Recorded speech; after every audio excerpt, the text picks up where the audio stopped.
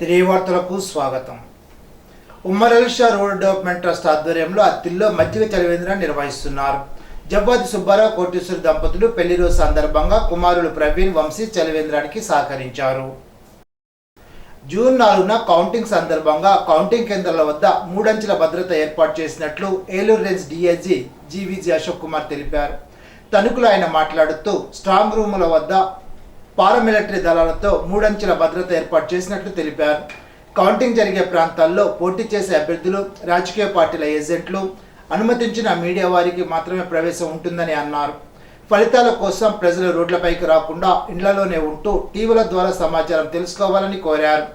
36 assembly నియోజకవర్గాలకు ఒక అదనపు డీఎస్పీతో పాటు ప్రతి అసెంబ్లీకి ఒక డీఎస్పీని భద్రత నిమిత్తం నియమించినట్లు ఆయన తెలిపారు.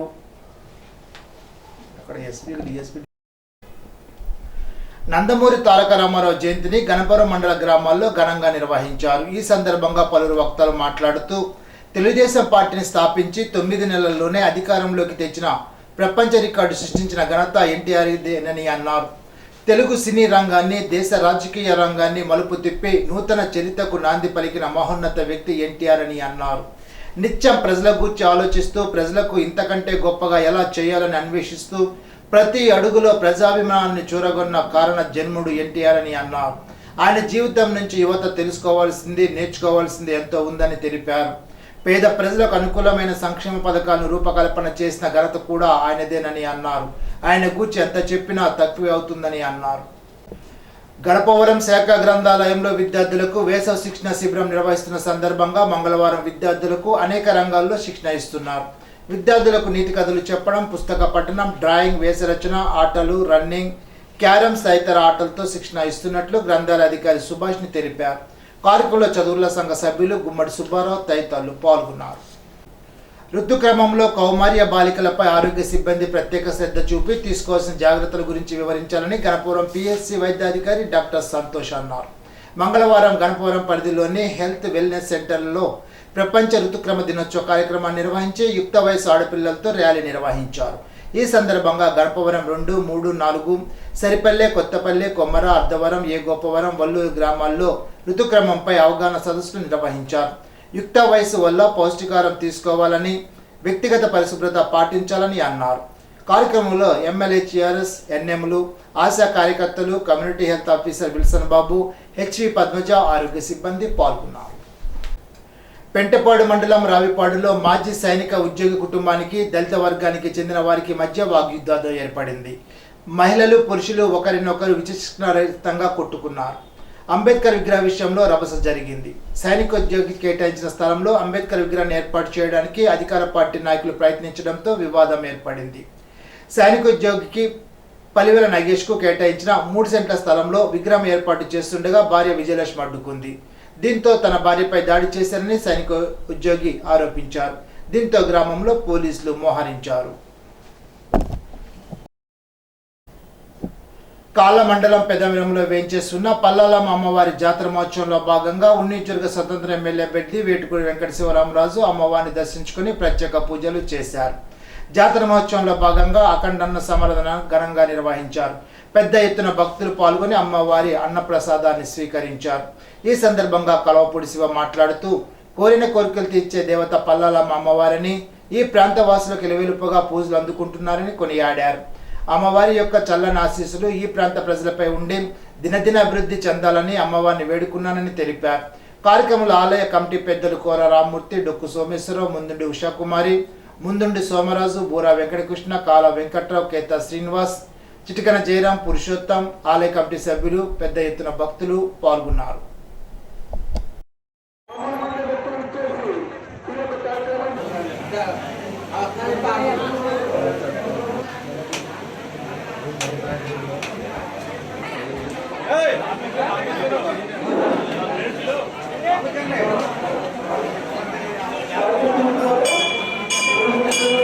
ఓటీగా వీడియోకి చూడలేదా?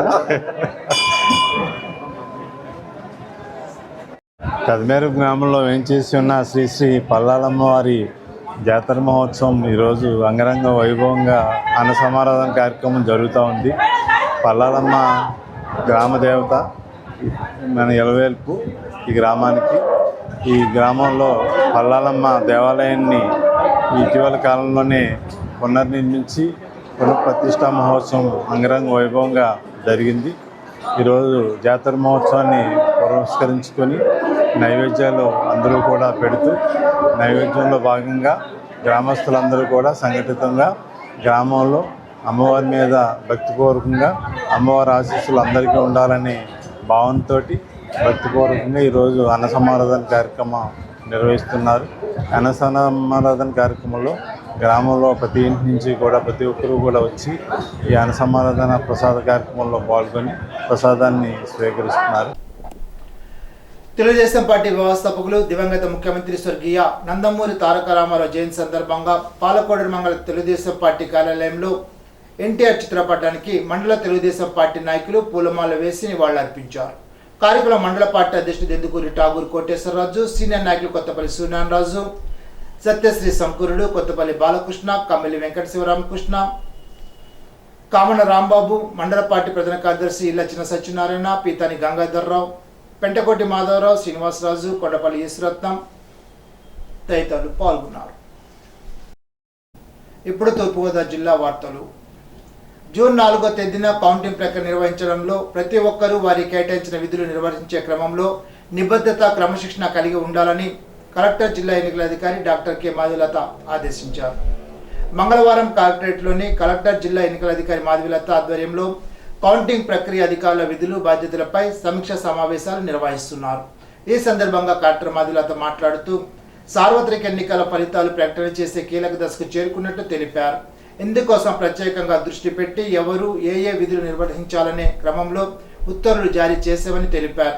ఇప్పటి వరకు ఎన్నికల ప్రక్రియ సజావుగా సాగేందుకు ప్రతి ఒక్కరూ అంకితభావంతో విధులు నిర్వర్తించడం అభినందనీయమని అన్నారు. అదే తీరును కౌంటింగ్ సందర్భాల్లో కూడా నిర్వహించాలని ఆమె కోరారు. ఆంధ్రప్రదేశ్ మాజీ ముఖ్యమంత్రి, తెలుగుదేశం పార్టీ వ్యవస్థాపకులు స్వర్గీయ నందమూరి తారక రామారావు 101వ జయంతి సందర్భంగా పెరవలి మండల వ్యాప్తంగా తెలుగుదేశం పార్టీ నాయకులు, కార్యకర్తలు ఎన్టీఆర్ చిత్రపటానికి పూలమాలలు వేసి గన్నివాళులు అర్పించారు. ఎన్నికలు కూడా అమల్లో ఉన్నందున ప్రతి గ్రామంలోనూ ఎన్టీఆర్ విగ్రహం ఉన్నప్పటికీ ఆ విగ్రహానికి ముసుగులు కప్పి ఉండడంతో తెలుగుదేశం పార్టీ అభిమానులు, కార్యకర్తలు ఎన్టీఆర్ చిత్రపటాన్ని ఉంచి ఎన్టీఆర్ జయంతి వేడుకలు ఘనంగా నిర్వహించారు. మండల కేంద్రమైన పెరవల్లో తెలుగుదేశం పార్టీ మాజీ మండల అధ్యక్షులు సలాది కృష్ణమూర్తి ఆధ్వర్యంలో ఎన్టీఆర్ వేడుకలు ఘనంగా జరిగాయి.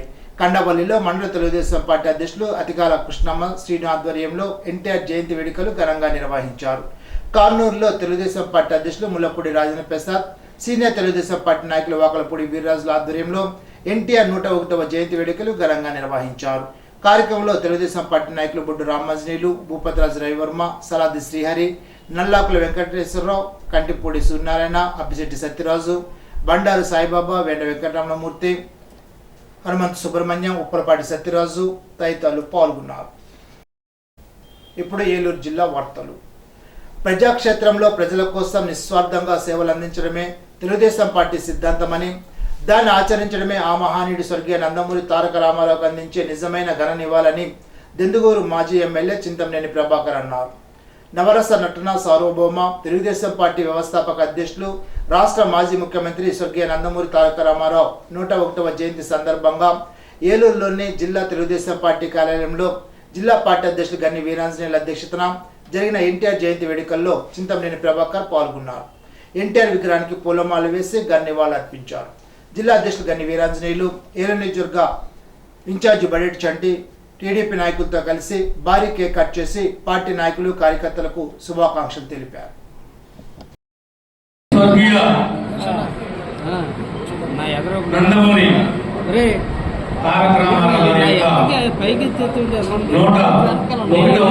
సందర్భంగా ఒక మహనీయుడికి మనం ఇచ్చేటువంటి ఇదే నిజమైనటువంటి నివాళి.